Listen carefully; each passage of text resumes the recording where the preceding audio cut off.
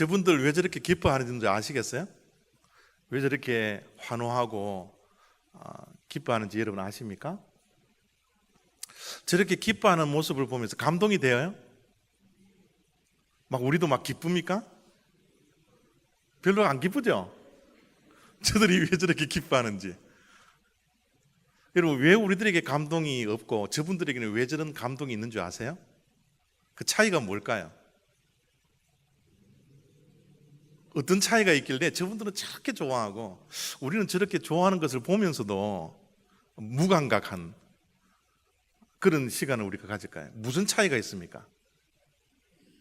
예? 기다림의 차이예요. 기다림요.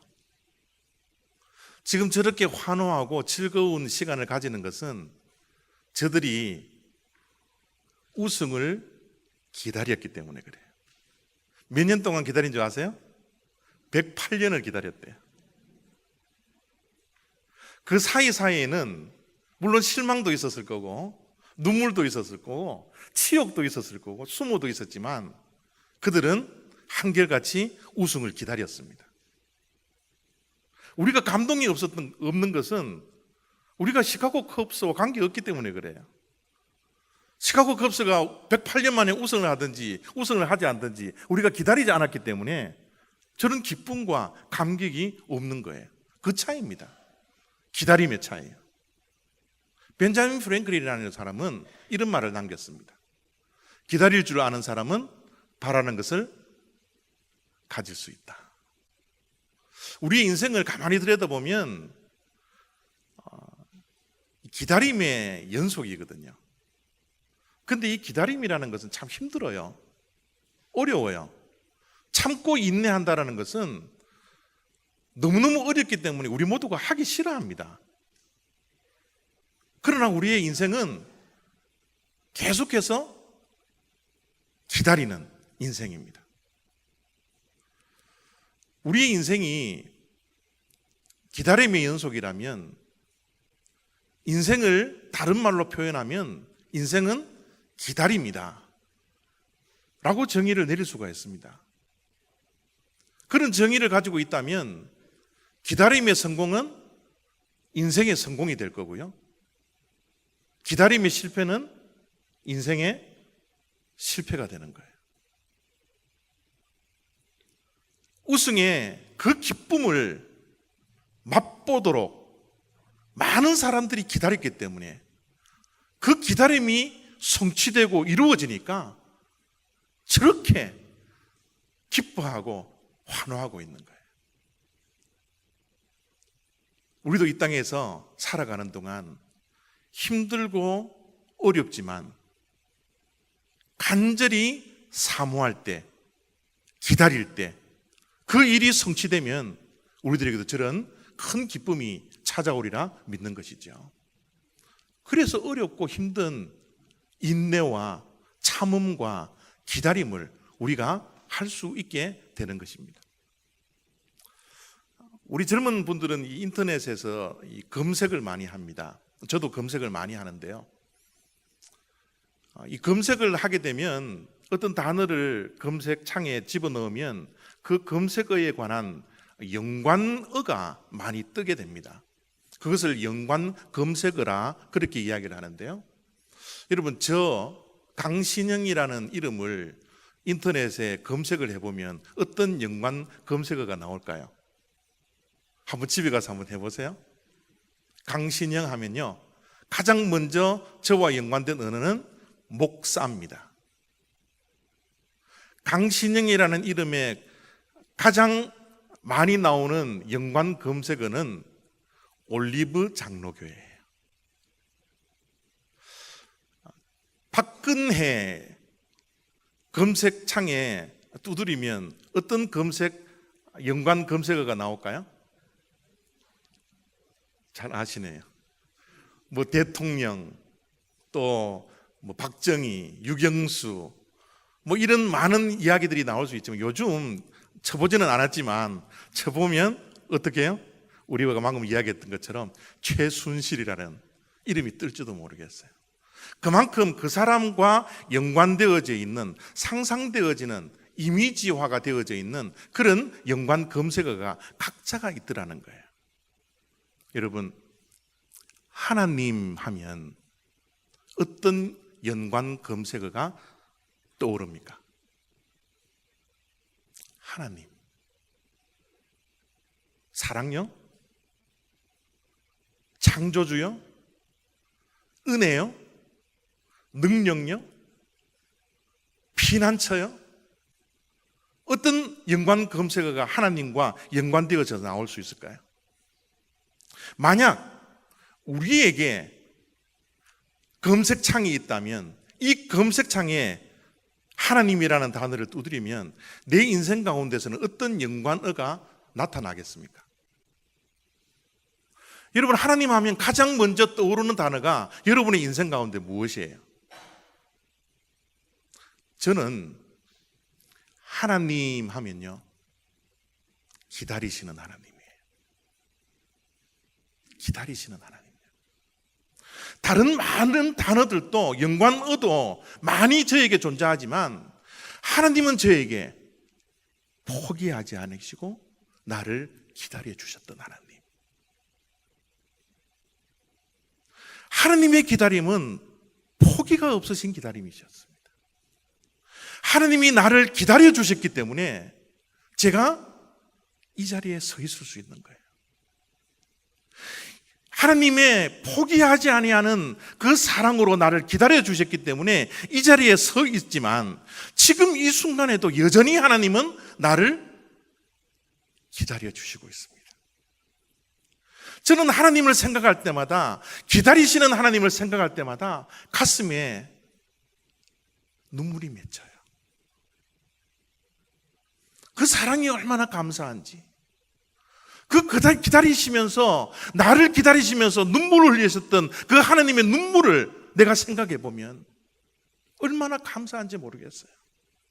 지금 이 순간에도 하나님께서 하나님이 원하시는 모습이 될 때까지 기다려주시는, 포기하지 아니하시고 기다리시는 그 하나님을 바라볼 때마다 내 마음에는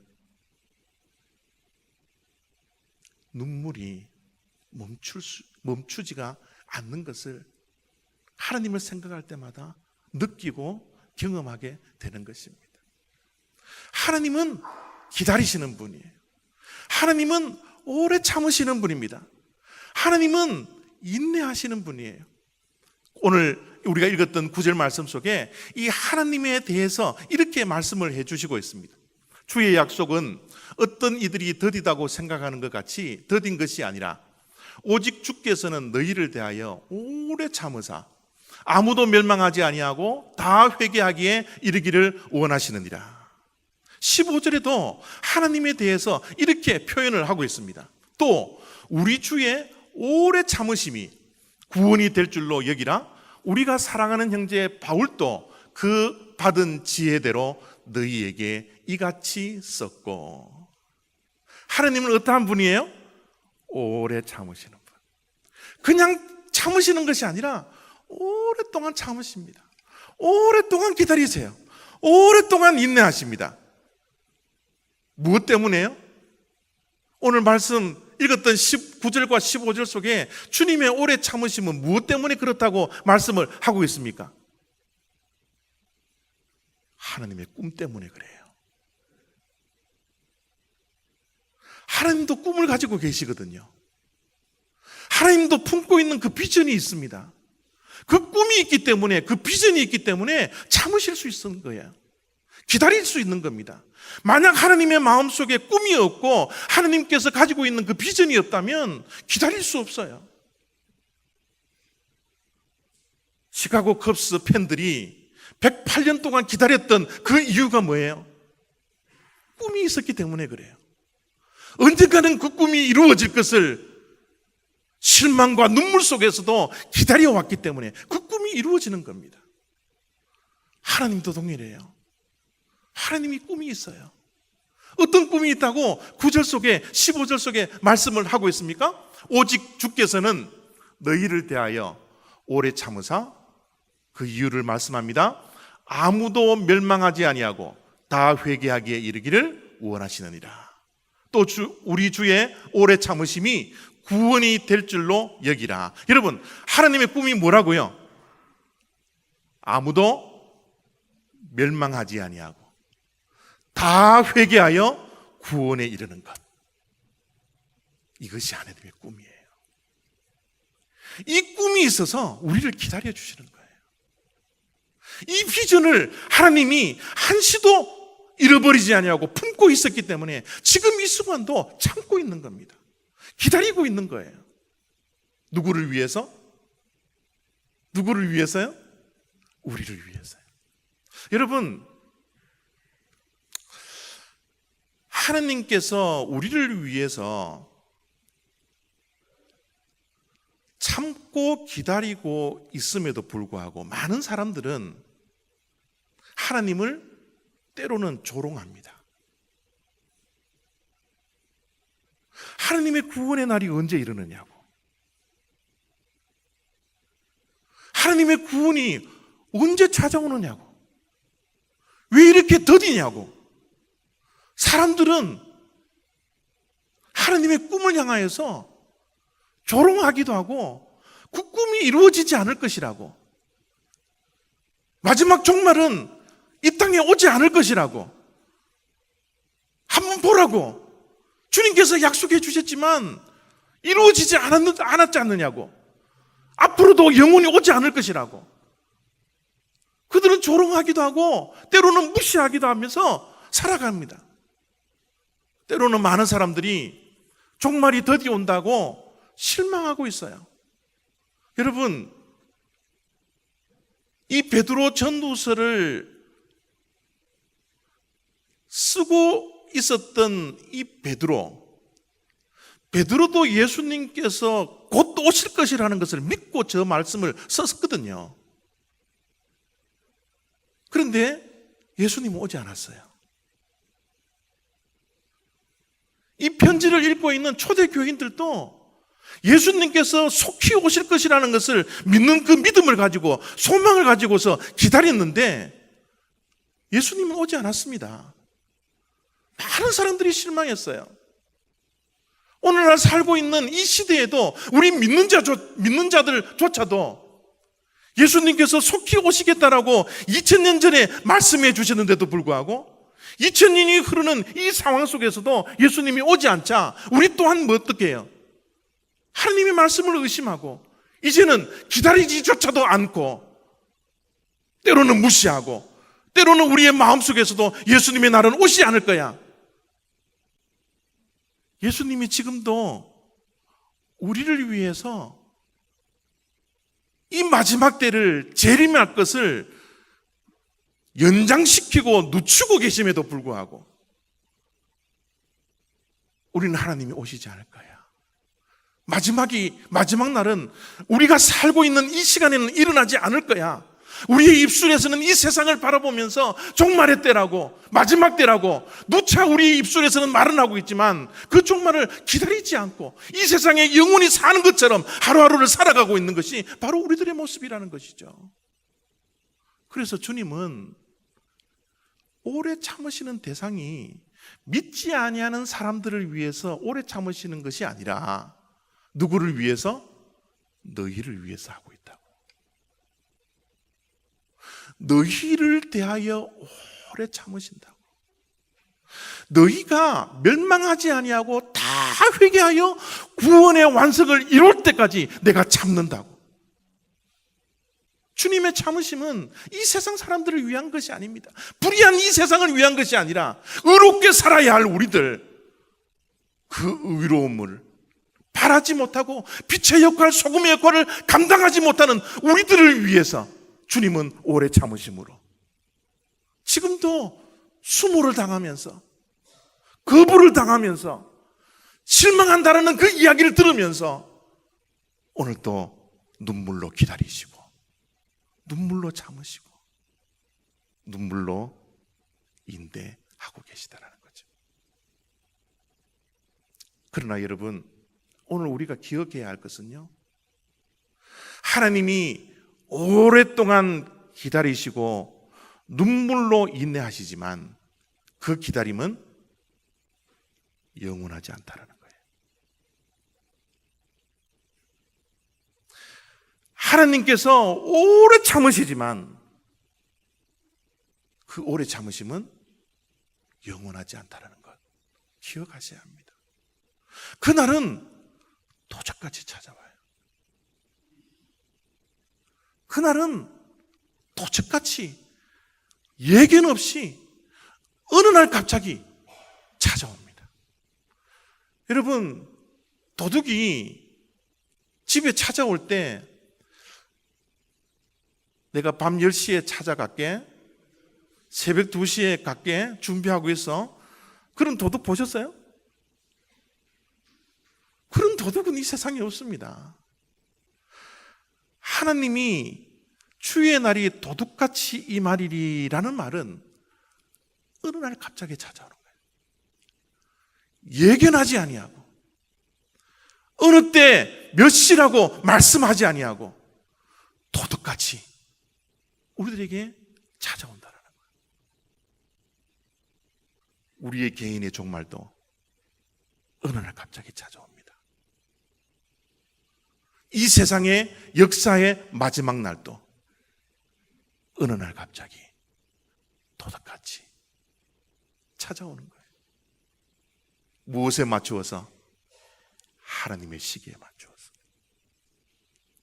여러분, 우리가 인생을 살아가는 동안 이 시계라는 게 굉장히 중요해요. 옛날에는 뭐 다 손목시계 다 차고 다녔죠. 뭐 손목시계 차고 다니면 뭐 세이코다, 뭐다, 뭐 라도다, 뭐 이렇게 막 자랑하고 다니고, 요즘은 시계는 안 차고 다니는 것 같아요. 왜? 스마트폰이 다 있으니까. 여러분, 우리는 시계에 따라 움직이게 되어 있어요. 교회 오실 때도 시간이 됐기 때문에 오시는 겁니다. 일어날 때도, 출근할 때도, 퇴근할 때도, 잠잘 때도, 밥 먹을 때도 모든 것이 시간에 따라서 이루어지게 되어 있습니다. 하나님도 마찬가지예요. 하나님의 시계가 있습니다. 하나님의 시간이 있습니다. 하나님이 계산하는 시간법이 따로 있습니다. 하나님의 시계는요, 우리의 시계와는 달라요. 아주 신비로운 시계입니다. 그 신비로운 시기를 오늘 베드로는 이렇게 말씀을 하고 있습니다. 사랑하는 자들아, 죽기는 하루가 천년 같고 천년이 하루 같다는 이 한 가지를 잊지 말라. 하나님의 시계예요. 하나님의 시계는 어떤 시계예요? 하루가 천년 같고 천년이 하루 같은 시간입니다. 여러분, 하루라는 단어는 짧은 시간이에요. 천년이라는 것은 아주 긴 시간입니다. 하나님은 짧은 하루도 긴 시간으로 연장시킬 수 있고요. 그 긴 시간인 그 시간을 아주 짧은 하루의 시간으로 단축시킬 수 있는 시기를 하나님께서는 가지고 있는 거예요. 우리 한국에도 이런 속담이, 말이 있잖아요. 일각이 여삼추라고요. 저 말이 무슨 말이에요? 일각은 무엇을 뜻합니까? 15분을 일각이라 그러거든요. 삼추는요, 가을이 3번 지난다라는 거예요. 15분이 3년을 지나가는 것 같이 길다라는 거예요. 우리가 때로는 기다리면서 일각이 여삼초와 같았습니다 라고 이야기하는 사람들이 있잖아요. 여러분, 창 이렇게 들어보면요, 춘향전에 그 춘향이가 이도령을 기다리면서 일각이 여삼추다 라는 그런 표현을 써요. 아주 짧은 시간에 했지만 너무 길었던 그 시간을 우리는 일각이 여삼추와 같다라는 그런 표현을 씁니다. 또 성경에도 이런 표현이 있어요. 야곱이 라헬을 너무너무 사랑해서 7년을 기다리는데 그 7년이 며칠 같았더라. 그죠? 우리 창세기 29장에 보면 이런 말씀이 있습니다. 야곱이 라헬을 위하여 7년 동안 라반을 섬겼으나 그를 사랑하는 까닭에 7년을 며칠같이 이겼더라. 7년이라는 긴 시간을 아주 짧은 시간으로 이기면서 기다렸다라는 거예요. 무엇 때문에? 꿈 때문이에요. 사랑 때문이에요. 아이를 얻고자 하는 그 마음 때문에요. 그 꿈이 있었기 때문에 7년이라는 그 시호를 단 며칠 동안 보냈던 것처럼 짧은 시간이라고 그렇게 이야기를 하고 있는 것이 저 표현이지 않습니까? 사랑하는 성도 여러분, 시카고 컵스의 팬들이요 108년이라는 긴 시간을 기다렸지만 그 긴 시간 동안 기다렸던 것이 성취되는 그 순간은 일각이 여삼추 같았을 거예요. 그래서 여러분, 이때까지 기다렸던 그 눈물과 사람들의 손가락질과 뭐 염소의 저주라는 조롱거리를 들으면서까지도 모든 것을 다 잊어버리고 박수치고 환호하고 손뼉치고 기뻐하는 것이 바로 그 이유 때문이에요. 구원의 완성, 예수님께서 재림하시는 이 세상의 종말, 하나님의 시간, 그때가 언제인지 우리는 모릅니다. 우리는 천년같이 긴 시간이라고 생각할지 모르지만 하나님은 그 시간을 하루로, 짧은 시간으로 취급하여서 어느 날 갑자기 우리들에게 그 마지막 날을 허락하실 때가 반드시 온다라는 사실이에요. 그래서 여러분, 우리들은 이 땅에 살아가는 동안, 이 인생의 발걸음 동안 많은 기다림 속에서, 기다림의 연속 속에서 살아가야 되지만 반드시 기다려야 하는 것은 뭡니까? 예수님의 재림이에요. 예수님께서 이 땅에 오실 것을 기다리는 그 기다림, 그것이 우리의 믿음이요, 그것이 우리의 소망입니다. 세상 사람들이 알지 못하는 그 기다림과 그 소망이 우리들이 가지고 있기 때문에 어느 날 갑자기 우리의 인생 가운데 그 종말이 오고 그 구원의 날이 닥쳐왔을 때 시카고 컵스의 팬들처럼 환호하고 박수치고 즐겁게 그날을 맞이할 수 있는 겁니다. 기다리셔야 합니다. 그때를 기다리셔야 해요.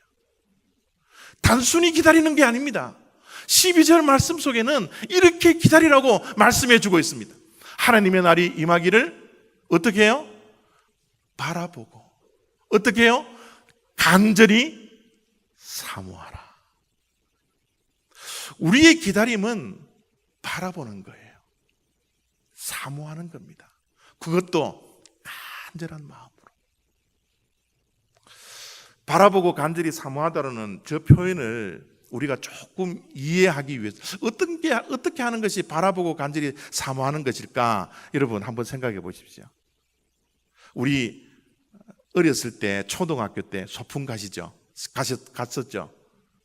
소풍 갈 때 우리가 그 전날 밤 도시락을 싸고 김밥 싸고 사이다 콜라 준비해 놓고 얼마나 기다려요. 그날이 오기를. 그날이 오기를 얼마나 사모합니까? 너무너무 바라고 사모하고 기다렸기 때문에 밤잠을 설쳤던 것이 우리 초등학교의 모습이지 않습니까? 하나님의 날, 주의 날, 주님이 재림하시는 구원의 완성이 이루어지는 그날 우리가 어떻게 사모해요? 그렇게 사모하라는 거예요.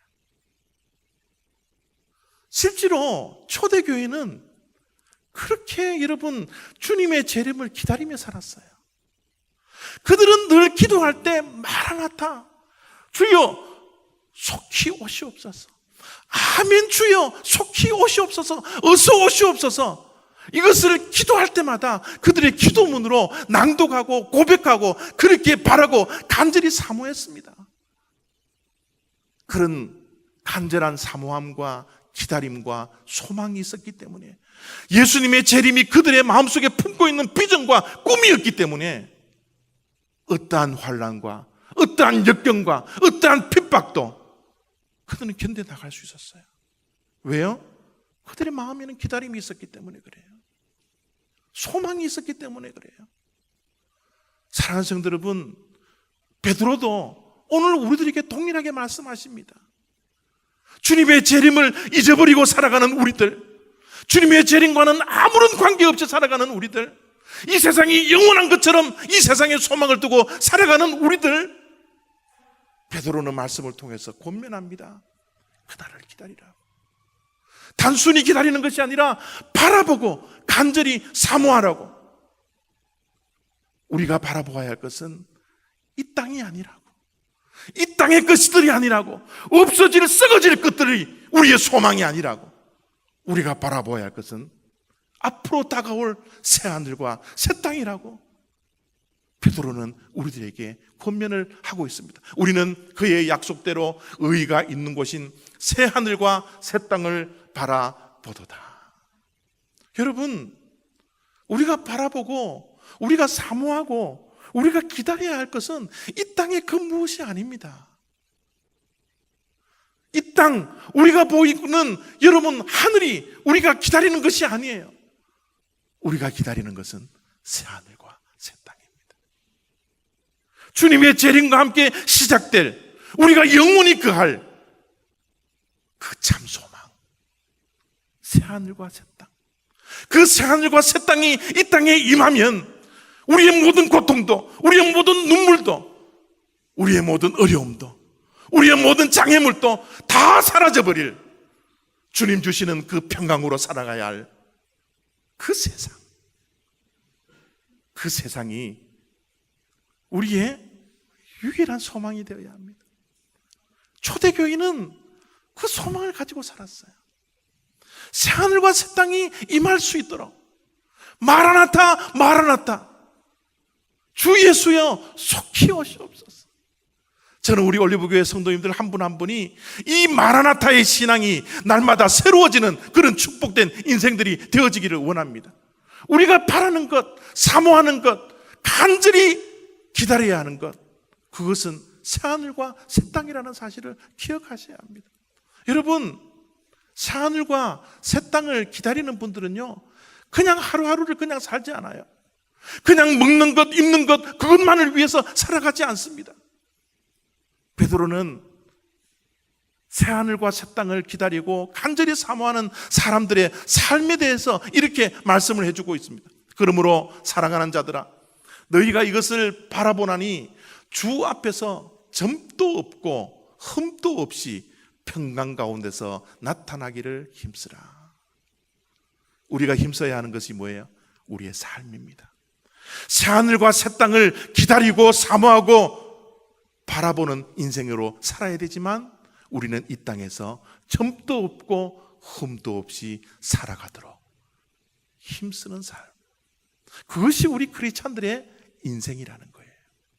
여러분, 그런데 이 자리에서 솔직하게 저 말씀을 두고 우리 한번 생각해 보죠. 흠도 없이 점도 없이 살아갈 용기들이 여러분 있으세요? 그렇게 살 수 있겠습니까? 저는 자신이 없어요. 저는 저 말이 불가능한 것 같아요. impossible 같아요. 그렇지 않나요? 이 세상 누구를 보더라도 점도 없이 흠도 없이 경건한 모습으로, 거룩한 모습으로 매일매일 순간마다 살아가는 사람들이 과연 있을까요? 없습니다. 그러나 방법은 하나 있어요. 그 방법이 뭡니까? I am을 찢어내버리는 거예요.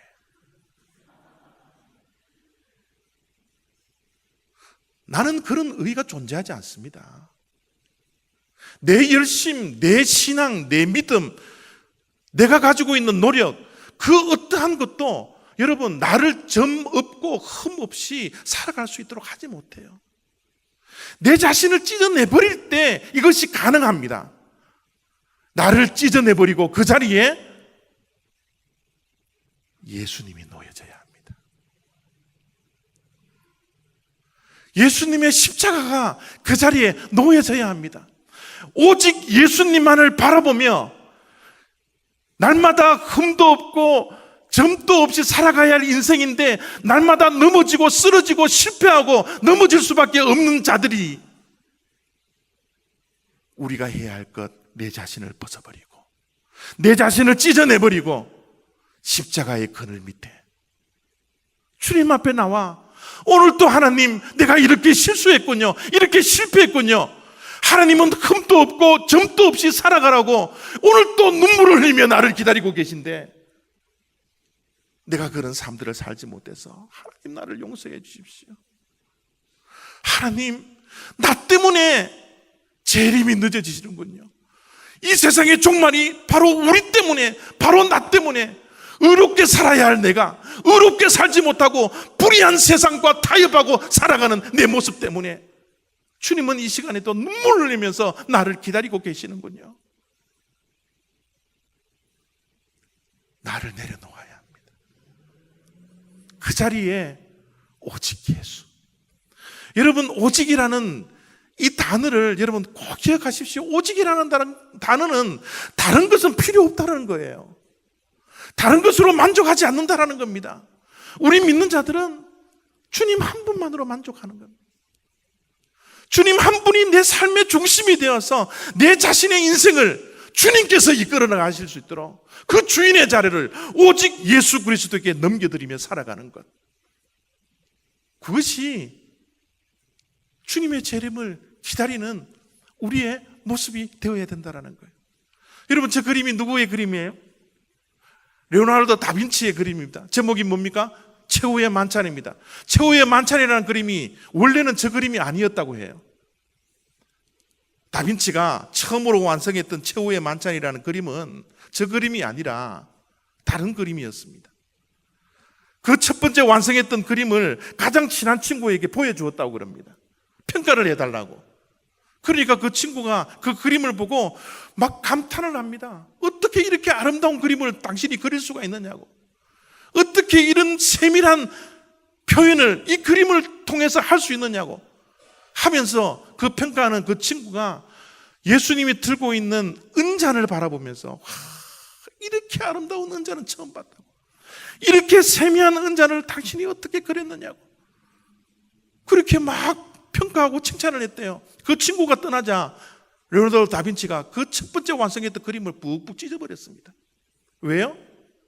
자기가 그림을 그리려고 했던 목적이 그 잔이 있지 않았기 때문에 그래요. 그 그림의 중심에는 예수 그리스도가 있어야 되고, 예수 그리스도께서 자랑이 되어야 되고, 예수 그리스도께서 영광을 받아야 되는데, 자기가 그렸던 그 그림을 통하여서 예수님보다 그 잔이, 들고 있었던 그 은잔이 친구의 눈에는 자랑거리가 됐고 칭찬거리가 되었으니까 그 그림을 다 찢어내버리고 예수님 중심으로, 예수님이 드러나도록, 예수님이 가장 아름다운 모습으로 나타낼 수 있도록 그랬던 것이 우리가 보고 있는 저 최후의 만찬의 마지막 장면입니다.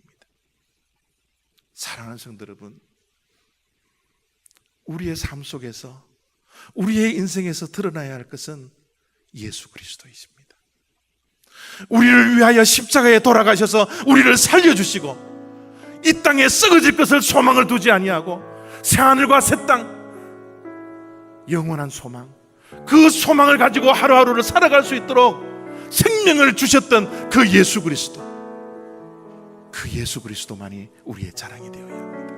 그 예수 그리스도만을 우리가 기다려야 합니다. 쓰러지고 넘어지고 우리의 삶 속에 환난과 어려움과 고통과 고난을 통과하고 있는 이 삶들을 살아간다 할지라도 새하늘과 새 땅이 오시면, 예수 그리스도께서 왕의 왕이 오시면 이 세상의 모든 것이 끝나고 고통도 사라지고 눈물도 사라지고 환난도 사라지는 그 평화의 왕이, 그 평화의 나라가 임하는 그날을 사모하면서 주님 바라보며 우리의 인생을 승리하기를 원하는 것입니다. 베드로가 그런 원함을 가지고서 이 베드로후서 마지막 장을 예수님의 재림에 관해서 속히 오실 그 예수님을 기다리라고, 바라보라고 간절히 사모하는 그런 삶으로 흠없이 점도 없이 사는 인생, 주님 의지하면서 살아가는 인생이 되라고 우리에게 마지막으로 권면하고 있습니다. 사랑하는 성도 여러분, 우리 믿는 이들에게는 오직 예수입니다. 예수님밖에 없어야 합니다. 예수님밖에 없어야 합니다. 이 은혜와 이 믿음과 이 소망을 가지고서 우리 또한 마지막 날을 소망하고 기다림으로 시카고 급스가 우승하여서 환호하고 기뻐했던 것처럼 우리도 마지막 날, 주님이 오시는 날, 우리가 주님 앞에 서는 그날 환호하며 기뻐하며 기다림에 승리하는 저와 여러분 다 되시기를 부탁드립니다. 기도하겠습니다.